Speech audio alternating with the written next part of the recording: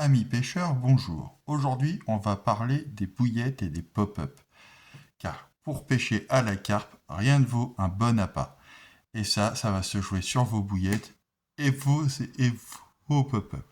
Alors là, je vais vous montrer deux tailles de bouillettes et de pop-up. Pour commencer, il faut savoir qu'il existe plusieurs types. Il y a les types fruités, les types épicés et les types carnés. Donc là, je vais vous présenter une légèrement fruitée et une carnée. Donc je vais commencer par une 20 mm. Donc ça, c'est du Scopex. Donc c'est un fruité assez doux. Donc c'est du 20 mm. Vous voyez, tout simple. Voilà. Donc ça, je dirais qu'elle marche bien sur l'automne, hein. J'aime bien l'utiliser. Mais à toute l'année, elle est très très bien. Et en pop-up, on a une pop-up effectivement en Scopex aussi. Comme vous l'avez vu dans le montage du bonhomme de neige, là, c'est la pop-up va faire en sorte que votre bouillette flotte, car sans pop-up, la bouillette, elle reste au fond. Donc bien, vous pouvez pêcher aussi avec une pop-up seule montée sur une vis. Il y a d'autres méthodes, effectivement, pour faire flotter une bouillette seule. Je vous les montrerai, c'est beaucoup plus tard. Pour l'instant, on se concentre sur le plus simple. Et là, vous avez la célèbre Monster Crab, donc qui est une bouillette plutôt carnée, hein. Ça, c'est du 15 mm. La Monster Crab, c'est la plus utilisée par les débutants, la plus conseillée parce qu'elle est polyvalente et on peut pêcher avec en toute saison. Et vous voyez, là, c'est la petite pop-up en 15 mm qui est aussi du Monster Crab. Ce qu'il faut savoir avec les pop-up et les bouillettes, c'est qu'il ne faut pas faire de mélange. Si vous partez sur de la bouillette fruitée, qui est très bien puisque c'est celle que je préfère le plus, ne partez pas sur une pop-up carnée ou épicée. Ça va être un mélange ces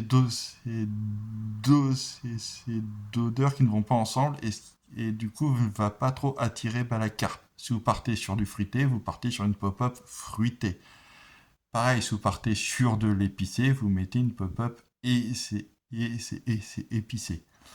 Voilà, c'est un b.a.-ba, c'est extrêmement simple, mais il y en a beaucoup, j'en ai fait partie aussi, qui commencent en prenant un peu ce qu'ils trouvent beau, ce qu'ils pensent être le mieux, et les mélanges, c'est pas terrible. Donc par expérience, je vous le déconseille. Pour commencer, je vous conseille, moi, c'est la Monster Crab. Comme je dis, elle est polyvalente, avec un pop-up Monster Crab aussi. Vous avez un petit goût unique. Ça marche plutôt bien. Que vous pêchiez, que ce soit printemps, été, automne, hiver. Voilà. Vous pouvez ajouter effectivement aussi ce qu'on appelle des boosters ou des goosters, hein, voilà. Moi, par exemple, voilà, c'est des petits flacons de fructose, hein. Voilà, vous en voyez un ici. Ça, je m'en sers pour c'est le Scopex. Un petit arôme, c'est de vanille en plus, c'est plutôt bien. Avant de le lancer, vous l'ouvrez, vous en mettez sur votre bouillette ou votre pop-up et vous mettez à l'eau. Ça va enrichir le goût tout en respectant l'environnement et le poisson. Donc, ouais, ça, vous les trouvez chez Decathlon. Voilà. Ah, il faut savoir que comme tous ces produits, les pop-up et les bouillettes ont une durée d'utilisation. Au-delà, elles vont, comme toute nourriture, périmer. Donc vérifiez bien. Pour commencer, que vous soyez en 20 ou en 15 mm,